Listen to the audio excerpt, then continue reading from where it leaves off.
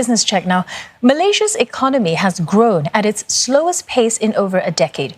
First quarter GDP is up 0.7%, still better than the 1.5% decline forecast by economists.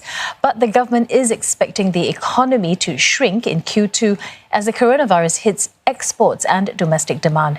Melissa Goh tells us more. Well, at 0.7%, still the slowest economic growth, the quarterly growth since 2009 financial crisis. But quarter on quarter, Malaysia's economy contracted by 2% in the first 3 months of the year.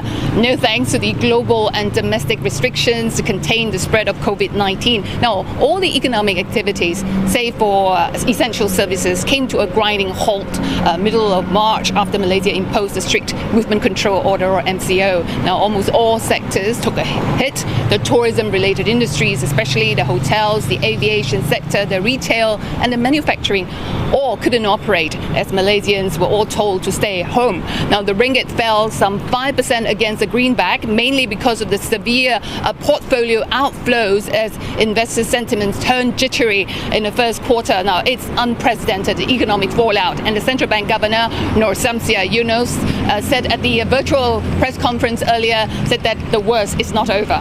For the second quarter, it's going to be worse, the economic contraction. Bank Negara Governor said that because of the strict public health containment measures, both internationally as well as domestically against COVID-19, and that has weighed heavily on the external demand as well as on domestic consumption. Lots of businesses, factories were shut because of the movement restrictions. The MCO has dragged on from April till May, and it's only on the 4th of May, about a week ago, that the government has decided to ease the restrictions and allowed most of the businesses to reopen, and people are now back to work.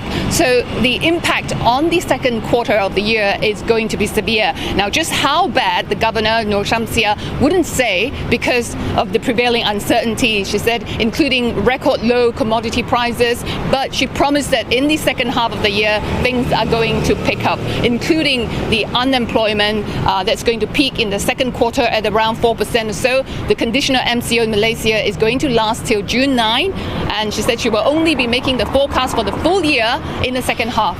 Well, the central bank has already cut key interest rate 3 times this year. It's now at historical low at 2%. And the governor said the focus is now on how to ease lending to the businesses, to the SMEs and to the households to help them make sure that the SME, the hire almost 70% of the workforce, continue to save jobs, put food on table. Already there's a loan moratorium to ease cash flows. Now, the multi-billion-dollar special relief funds rolled out, been taken up a lot by the SMEs. All the policy levers, she says, is now geared towards cushioning the impact of COVID-19. The government, she said, has the fiscal space to borrow further, to issue bonds.